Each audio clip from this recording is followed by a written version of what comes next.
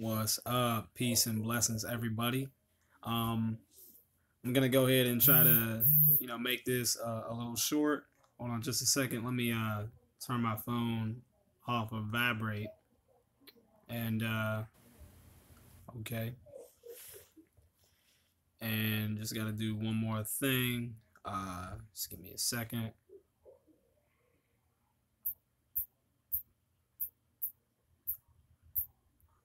All right.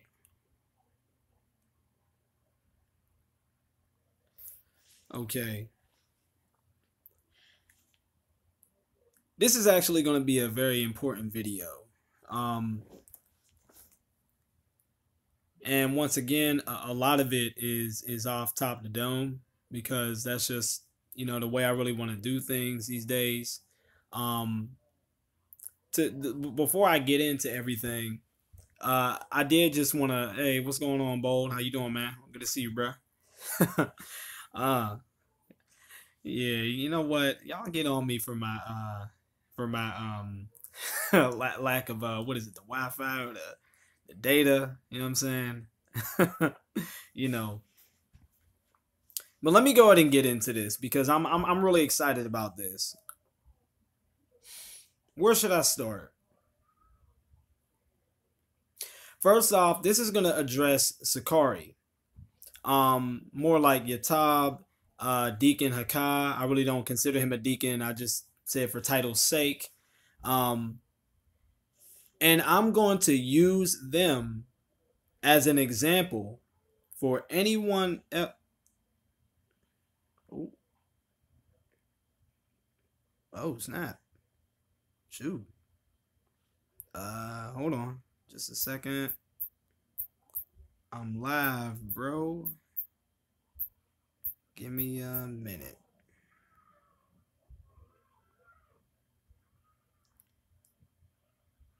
Hold on. Alright. Always got a lot of activity. He said Deacon haha. Dumb. I'm gonna use him as an example. And I hope that, that people really wake up after this. If you guys look in my description section of this video, I basically put my original response, my first response. It was on my other channel, my more of like archive channel, stuff that I just archived. But this time I'm putting it on my, my real channel. Basically,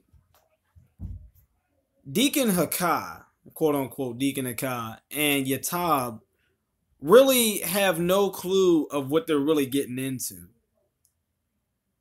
You ever see somebody that pretty much looks like they got the person until, they realize the person has them? This is one of the moments right now. How can I explain this?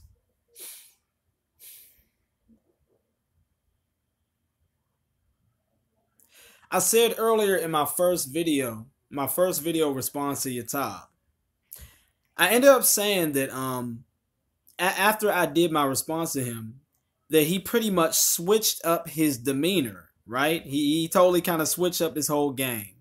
And that was because he realized that, once he looked at my response video and he looked at his other video, he realized that just simply getting a bunch of clips together and finding a bunch of seemingly contradictions ain't gonna work. He realized that ain't gonna work. One of the things that really woke him up is that he realized that the Bible actually does have a context. Okay? So the next thing that he did was he ended up coming at me on Facebook and saying, you know what, brother, I want to say that you do search the scriptures and I do respect you and things like that. I still think you're wrong though, but he switched up his demeanor. Why do I say to keep your eye on this? Because he doesn't realize that he's getting closer to truth. I said in my earlier video, from my first responses in the description section, that the same thing happened to Truthfully Honest. Truthfully Honest was somebody who started to talk with me. To make a long story short, she doesn't talk with me anymore. She had a lot of questions about the Black Hebrew Israelites, would have me on live. However, at the end of it, she removed those 2 videos. 8-hour long videos, removed them. And I could see why. And after that, never heard from her again. The same thing, I would not be surprised, is going to happen to these gentlemen at Sicarri. So I'm glad that they're actually digging into the stuff that they're trying to find out, because all I'm going to do is show them things that will cause them to pretty much put down all the pseudo stuff and actually deal with actual history. So with that premise, I want to go ahead and just get into why I'm not sweating any bullets or anything. So let me see here. How do I want to say this?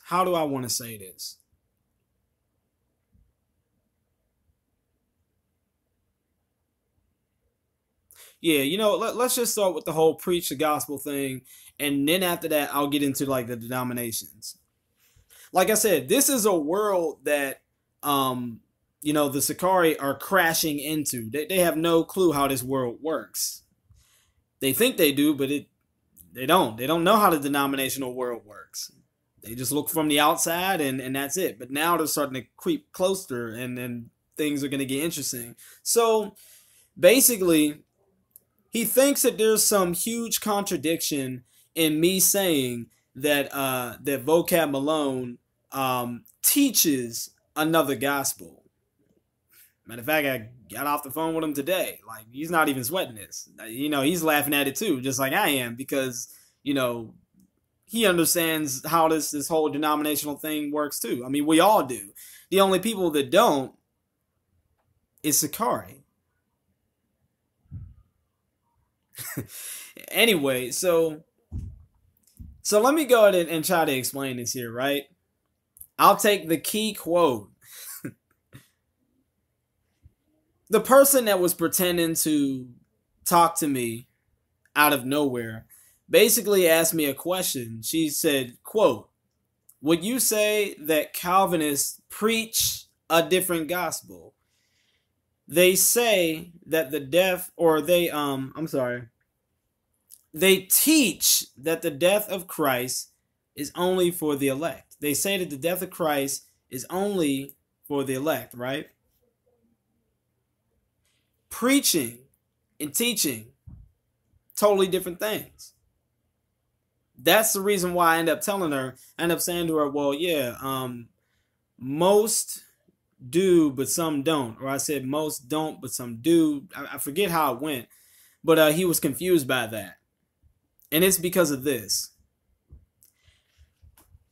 When people preach the gospel, as, the Christians are supposed to do, everybody does that. You can go to a Calvinist, you can go to a non-Calvinist, you can go to a four-pointer or whatever, you can go to a Lutheran, you can go to an Arminian, you can go to a Pentecostal, you could go to a Methodist, you can go to, what else? A holiness movement person. And basically what you'll see is people on the street preaching the gospel. When they preach the gospel, they'll actually quote John 3:16. They'll actually say, hey, no man comes to the Father but by me. They'll actually say, hey, you know what? Christ takes away the sins of the world. They'll actually say this. They'll preach the gospel. Like, we all do this, no matter what you look at. But when you ask somebody what do they teach, well, then that's a whole different thing. Then all of a sudden you're going to see me and even the people that I'm with and other people and everybody else all throughout the denominational stream, you'll see them say, oh, no, they teach another gospel. From the outside in, all the Black Hebrew Israelites, they look confused at this, that we've been doing this for like hundreds of years. Like, we'll actually preach the gospel. We'll go ahead and quote the scriptures. We won't change nothing. All men come to the Father except by me. They'll go out on the street and they'll preach this. Everybody. It doesn't matter who you are. That's the thing that Sicarri and the rest of them did not get. And I don't expect them to understand this stuff. Why? Because they actually don't dig deep into just the regular norms of denominational culture. So they don't get it. So when they ended up saying, oh, does he preach a different gospel? Because they say that they teach that only Christ died for the elect. Well, yeah, when I end up saying some do, but most don't, or I said most do, but some don't. I can't remember which one I said, but I was talking in context of teaching. That's what they didn't get. But now that I look back on it, I actually should have just, schooled her a little bit as I was typing her, because she doesn't know all this in and out stuff. When I actually think about it and look back on it now. But that's what I ended up meaning when I said that. And it was really, really foolish for me to just kind of like skip past that misunderstanding that she had. So that's the reason why there's no contradiction in what I'm saying. I'm just telling you guys denominational norms. So I'm going to say that one more time before I end up continuing on some other stuff that I want to show y'all. I'm going to say this one more time. When you look at Christians, for example, I don't even care if you look at the debate with James White and Dr. Michael Brown. They had a wonderful debate. It was a few years ago, and I enjoyed it.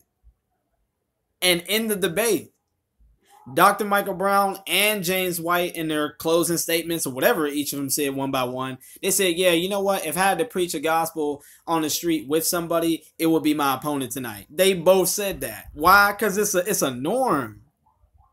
It's a norm. You know what I'm saying? So it's like, even though they teach, what the gospel means differently, they preach the same thing. Why? Because that's what Christ told us to do. And that's what you don't understand.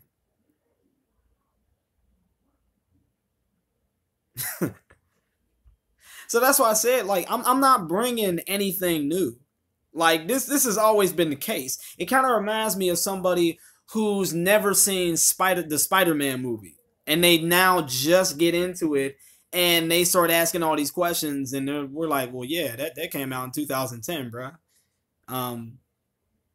Yeah, that's pretty much what happened. But it's new to them, but it's not new to us. We've been doing this since, since the denominational splints anyway. All right? They don't study this stuff. You don't study this stuff, Sicarri.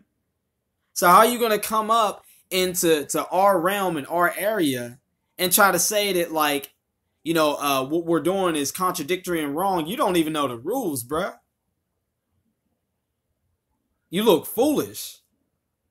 You're showing your ignorance.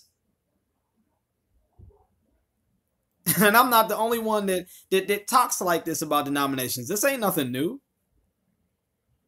But you know what?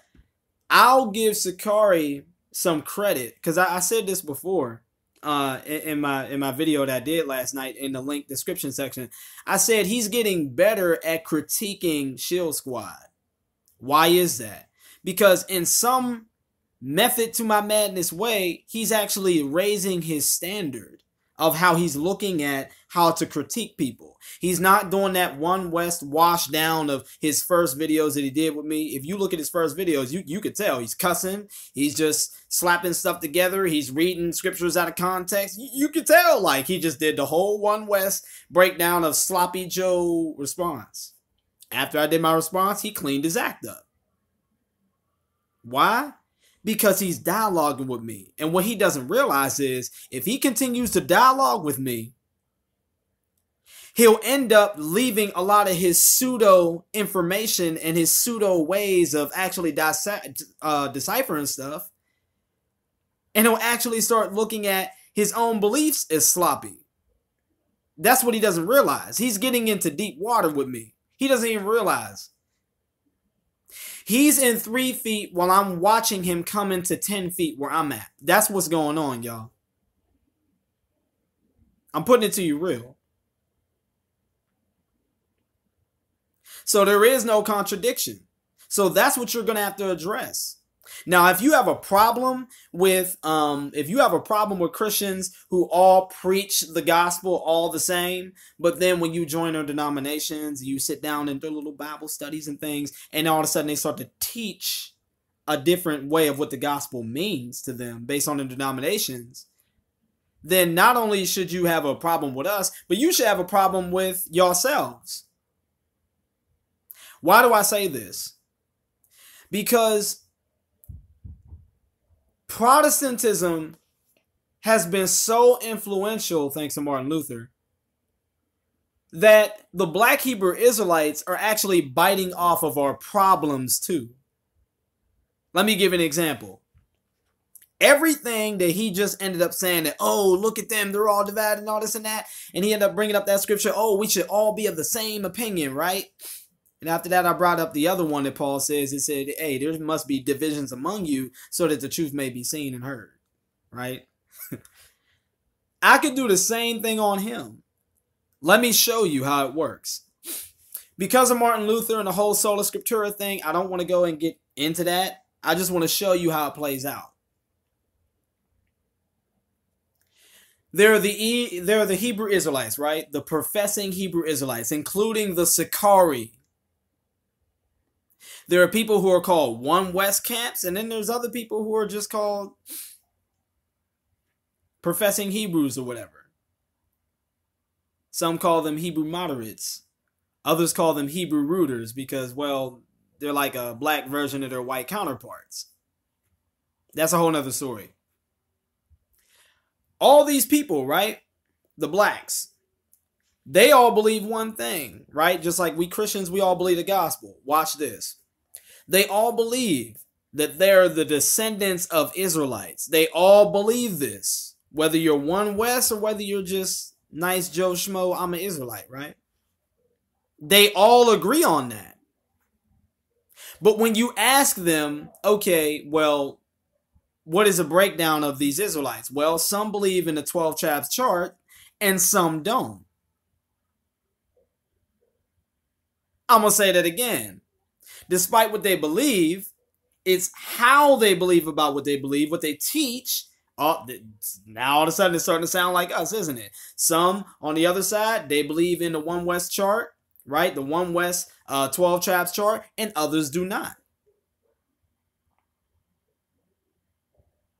But at the same time, they'll look at each other and they'll say that, oh, yeah, well, they're still my brothers. You know, they're still brothers. They may be a little confused, but, you know, we may disagree, but we're still brothers. And they'll still say that stuff. It's the same thing with Calvinists and non-Calvinists. Yeah, we may have some disagreements here and there, right? And maybe we might even have some strong opinions of each other. But nevertheless, by the end of the day, that's still my bro. They're still in Christ. Oh, but we can't do it, but you can. I'm giving it to you real. Let's do another one. Some Black Hebrew Israelites don't believe in hell. They believe in annihilationism. Now, where does that sound familiar? Maybe from the Philadelphians. Wait a minute. Isn't that the Protestant side over here? Yeah. Why is that? Because just about 99.9% of everything that the Black Hebrew Israelites believe, they borrowed it from Protestants, bruh.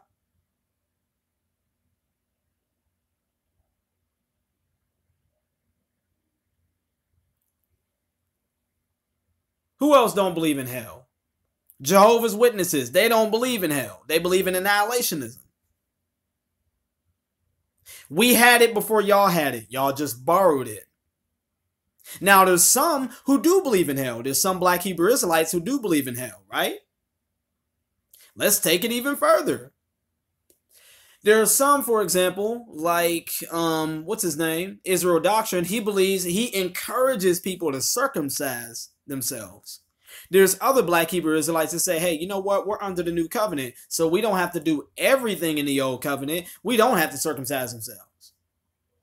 And the list goes on.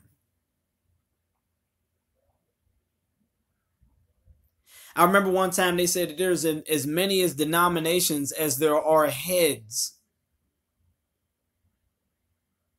So if you have an issue with different types of beliefs that are found in these denominations, and you say, "Oh, you know what? They're all not united. They're all not united." Yeah, we're united under the essentials.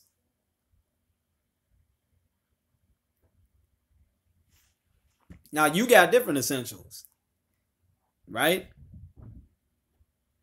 So that's what I'm trying to show. Now, this next part, this is for some people who end up asking me some questions. What was it? So, there were some people who are asking me some questions about who Christ died for, or something like that, and they're all over the comment section, and you know, they were asking me some things, and I said I'd make a video about it, and they're like, "Man, you know, you need to just tell us right now," and I didn't want to do that because, you know, whatever I say, you're going to want a scripture for it and all this other stuff. And I ain't feel like typing all that. So I'd rather just talk because it's a lot easier. You know what I mean? People were asking me, well, Matt, do you believe that Christ died for everybody, or do you believe that Christ died only for the elect? I'm the person that believes that Christ died for everybody. That's just what I believe. 4 of the 6 church fathers were universalists. Wow. Interesting.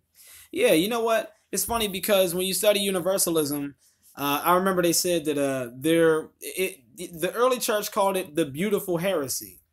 And I still think it's a beautiful heresy. Because think about it. We all want people to be all right by the end of the day. Even the worst people. We all want everybody to live happily ever after. Now, if you don't, then, you know, I'm just praying for you. You know what I'm saying? Like, I'm gonna pray for you. You know. But you know, another thing about universalism is that I remember I was studying it, and there were people that came out of the hyper Calvinist movement. I think it was some type of Baptist or something, and the people who founded let me see, the people who actually founded like the Unitarianism, Universalism thing, they were actually former reformers. And I guess they couldn't like mentally take the fact that, you know, that Calvinists believe that, you know, maybe God like passes over some other people and elects some other people, and they couldn't take that. So they made up this thing about universalism and how everyone's gonna get saved at the end. Dude, I mean, you know, so denominations, like denominational splints, can come out of many things that come from the hearts of people. So it really speaks about the heart of that person. So in some sense, you could almost kind of thank Reformed theology for universalism. It sounds weird in some odd kind of way, but when you do the history, like they're somewhat related. That's just what the facts bear out. This isn't a bash against, you know, reformers or nothing. It's just what the facts bear out. Let's just go ahead and be mature adults about the whole thing. See, I'm not going to go ahead and turn a blind eye to any of this. Hold on. Let me read the chat. I'm sorry. Right. See, for example, there's a guy named One Way Apologetics. He just said, I am a Calvinist, but believe that there is a sense in which Christ died for all and a sense in which he dies for some. Just to clarify. And now, hey, that's what he believes. Whatever y'all want to do with that, y'all be my guest. Like, you just... So, look, but it's like you have to deal with what people say. You know what I'm saying? So... that's what I mean. I hope that really makes sense. So for Sicarri to really have an issue with the interesting relationship that denominations actually have, then by his own standard, he should be pissed off about the same thing that he finds in his own in his own camps. You know what I'm saying? I mean, let's just keep it real.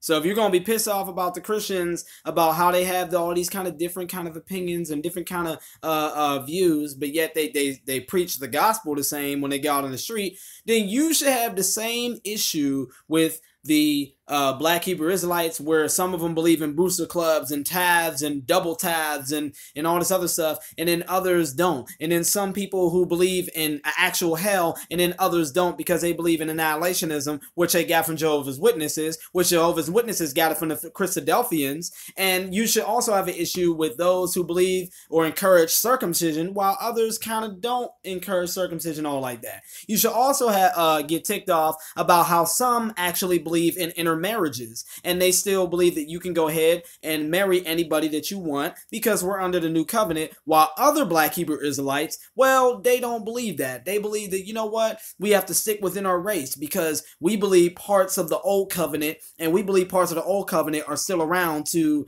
be enforced, and we want to stay with our people. So you should go ahead and be ticked off at all this other stuff. You should be ticked off at the fact that you had Abba Bivens, who looked into the Talmud, and also his 4 students who ended up looking into it themselves, and they ended up saying that they were King David reincarnated, and there were other people reincarnated.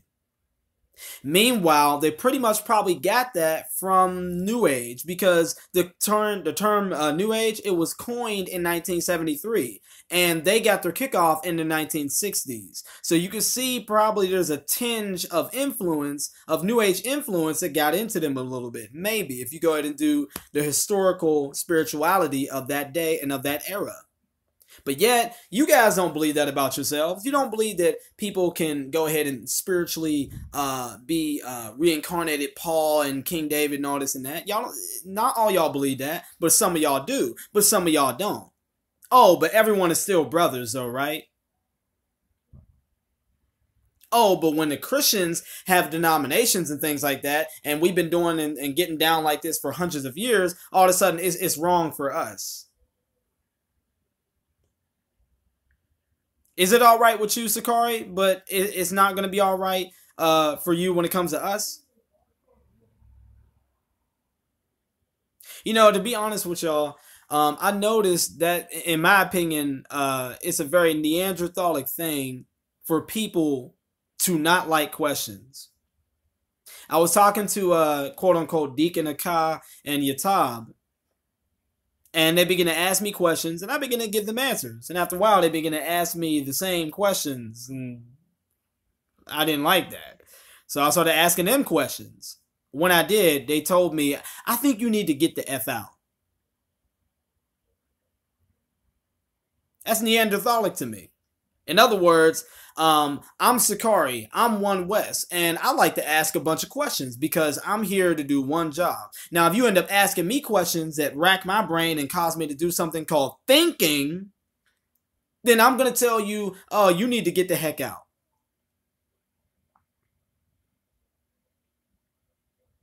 Well, I got newsflash, man. Up here in the mainstream world, we have these things called conversations, and questions go both ways. A lot of things go both ways. I don't know how y'all get down in the Sicarri world, but y'all need to, you know, kind of step it up and actually do this thing that we all call dialoguing. Christians have in-house debates. Have you seen it lately? It's been going on for like centuries. If you don't believe me, look at YouTube. There's so many in-house debates that Christians have. You have Free Will Baptists. You have Particular Baptists. You have Congregationalists. You have people who believe in once saved, always saved. You have people who believe that they could lose their salvation. And they have debates about this. We have in-house debates all the time. And from the outside in, it looks like Marvel Civil War to y'all. But you guys don't actually sit down and ask us like what the heck we're actually doing. Instead, you look from the outside in and you conclude that we're divided and we're fighting. Nah, bro, we're really not. You know. Now, I'm not gonna lie. Maybe some of us are. You know what I mean? I ain't gonna lie. You know, some of us are. You know. But for the majority part, nah. We just like sharpening ourselves, and, you know, we'll prepare and we'll debate and we'll kind of see other things. And all of a sudden, when you have this healthy relationship with someone who believes something different from you, Well, then all of a sudden you get a different kind of spin on what you personally believe. And they show you things that are inconsistent with what you believe. And it leads you closer to the truth. And therefore, what happens in the end, either A, there's a stalemate. B, there's a stubborn mate where it's like, hey, I disprove you, but you still going to believe what you believe. Or C, sometimes there's a crossing over where I once was this, but now I'm this. Welcome to the Protestant in-house debate world. Where, yes, we end up having all these differences and we argue and we talk with each other. But by the end of the day, like, we're united in the essentials because we have respect and love for the gospel. We're not going to change that. However the Bible has written it, that is how Christians are going to present it and preach it. Now, when we say teach, well, once again, that's different. You're going to get a different denominational spin on what all these verses contextually mean and their underlying meanings when you put it all together.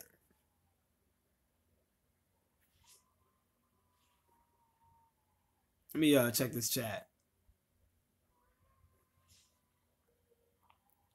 Yeah, he said, or you refine your position in light of correction. I like that one way apologetics. I like that. I like that.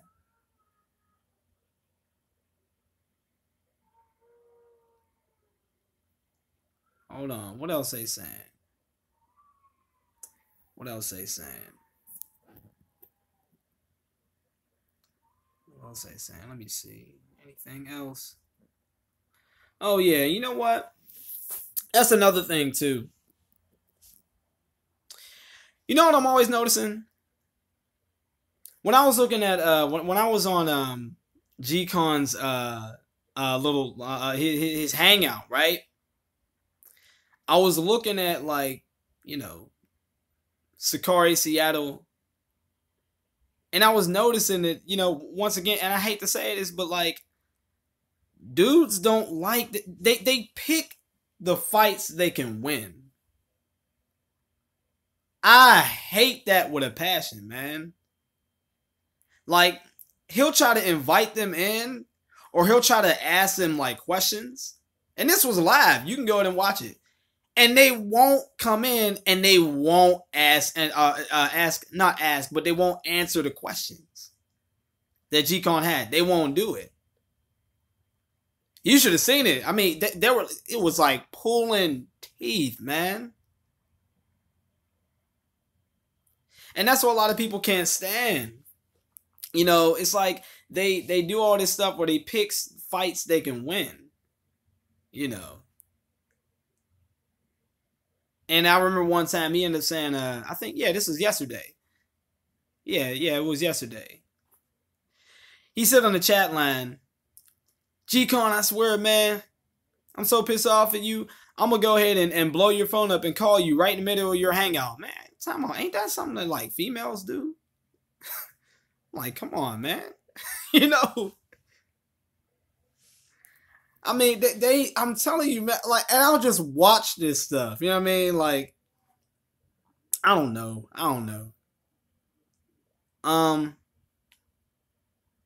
But I'm telling you, like, it's crazy, man. Like,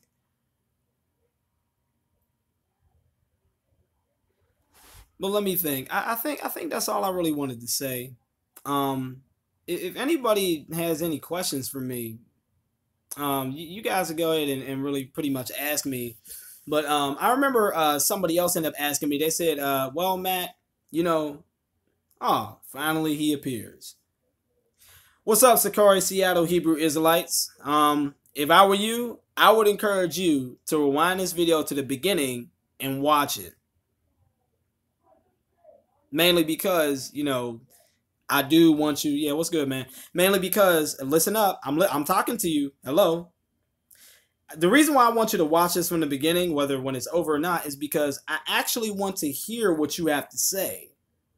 You know, I just don't want you to listen. Oh, I heard like 4 minutes of it. I'm going to ask you these questions that totally had nothing to do with what I was talking about, and it's a total miss. No, watch the whole thing, okay? and then use what I say and ask me questions out of that. That's what I want you to do. That's called holding the conversation. So anyway, let me see. He asked me the question, so real, how are you teaching the same gospel? Do you see why I want him to watch from the beginning? Do y'all see? Am I crazy? Anyway, how are you teaching the same gospel when you say Christ died for all men and vocab teaches that Christ only died for the elect? That is not the same gospel, buddy. Well, class, if anyone end up just listening to me from the beginning, I'm going to go ahead and, hold on just a second. I'm going to go ahead and do a rerun for him since he missed that part of the class. What I ended up saying was, in your video, you totally missed something. And also, the girl that was typing me for that 1 hour that night, she had missed it too. And that was to my fault because, you know, I should have actually kind of educated her on what she was actually asking me. But I didn't do that. I just pretty much, you know, said what I would normally say as if I was talking to like a Protestant Christian. Right? And so that was my fault. And it pretty much goes like this. The girl ended up asking me, would you say that Calvinists preach a different gospel? Because they teach that Christ only died for the elect. Now, I heard preach and I heard teach. What I said was, I can't remember what I said, either most do or some don't, or most do and some don't. But I was talking about in context of teaching, not preaching. Why do I say that? Because this is what you need to understand about denominations. And I'm not saying nothing new. When you look at denominations and you see them preaching out there on the street and things like that, they will preach the gospel. Why do they do that? Because this is what Christ told us to do. We are not to change that message. We treat it like mailmen, right? They'll actually quote John 3:16. I don't even care if it's a Calvinist or non-Calvinist. They will get out there. They will quote John 3:16. They will quote Jesus when he says, no man comes to the Father except by me and through me, right? That's what Jesus said. They'll quote that stuff. They'll give the gospel, right? They'll say that Christ came to take away the sins of the world. They'll say all that. Here's another context. You could look at Dr. Michael Brown and James White. Now, this is one example, but this is one of many. You could also look at Leighton Flowers, who he's a former Calvinist, and he has Calvinist friends. You look at their debates, and James White and Dr. Michael Brown basically said in their closing statements, they said, yeah, you know, if I had to preach the gospel alongside somebody in the streets, I would do it with this man right here. But yet, one's a Arminian and the other is a Calvinist. Why is that? This is a part that you need to catch.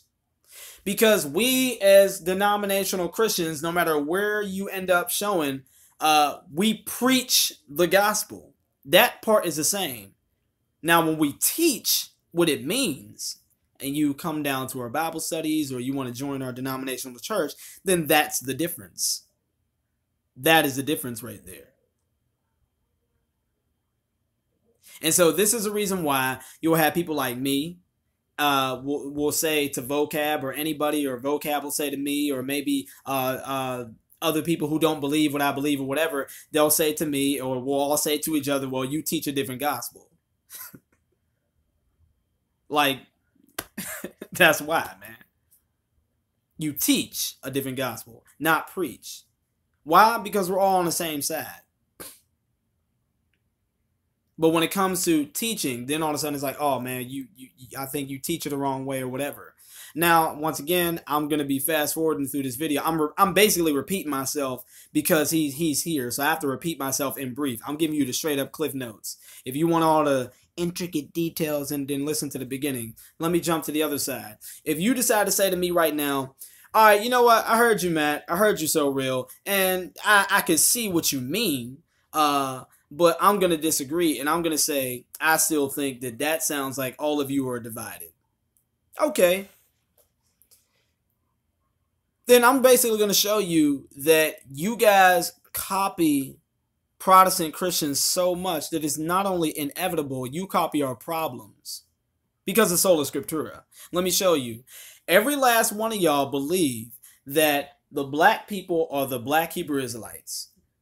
Everybody. But then when you guys end up looking at, well, okay, how is that true? Well, some of you will say, well, we got the 12 tribes chart. And then others will say, no, that chart is false. Some of you believe that, hey, there's an actual real hell and you don't want to go there. Others, they don't believe that. Like the IUIC. Of course, they like to cherry pick, their beliefs because they have a business to run. So others don't believe that. But where do you think they got that from? They got that from the Jehovah's Witnesses. Where did Jehovah's Witnesses get it from? They got it from the Christadelphians. Aren't those like Protestant breakoffs, even if they're cultic? 99.9% of the theology you have, you get it from us. The only thing is the cults pick it from the cults. Some of you believe in circumcision, like Israel doctrine. He encourages it. Others, nah, y'all don't. And the list goes on. Some of you guys believe in really rocking fringes out. Others are like, you know what? Hey, I believe, I see that I'm descendants of an Israelite and I'm an Israelite, but I'm under the New Testament. I don't need fringes. So if you're going to say, oh, you know what? You guys got all these divisions and these differences and this and that. But how can you still call yourself brothers? Okay, well, you guys got all these kind of divisions and differences, but yet by the end of the day, you guys look at each other as brothers. You may believe that you're a little disillusioned. That person really don't know what they're talking about, and they just need to come into more of the truth, but he's still my brother by the end of the day. So you guys treat each other like that, but we can't treat each other like that, even though we've been doing this way longer than y'all.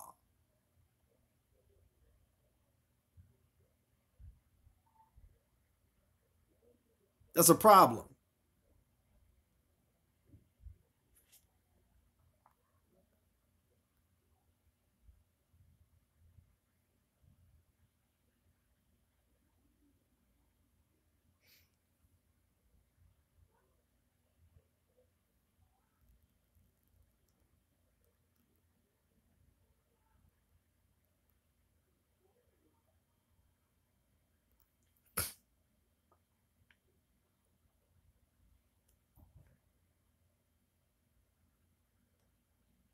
No, that's teaching, bruh. Once again, we're not changing the message. That's teaching. That's teaching. So I'm not gonna even use those words. You're asking me what would I preach? No, that's teaching, bruh.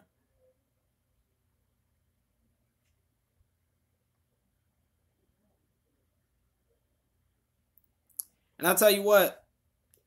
How about this?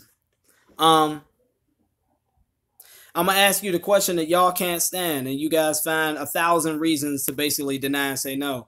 How about, would you like to jump on my hangout right now and we could actually have a talk about this? I'll wait for your response in the chat. I'm gonna ask it one more time.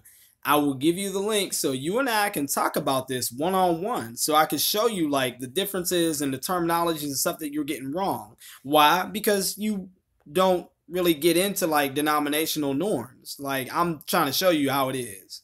So I'm gonna ask you one more time. Would you like a link, or any one of y'all, would y'all like a link so we could talk about this? Now, I'm gonna let you know right now, it is not gonna go well for you. It's not gonna go the way that you think. You may disagree with it, but it's not gonna go the way what you think. And whatever you end up trying to use, it's gonna be backfire right back into all the Hebrew camps. Alright, I'm gonna send a link. Hold on just a second. I'm gonna shut this down and I'm gonna go ahead and send a link. Alright, y'all. Peace and blessings.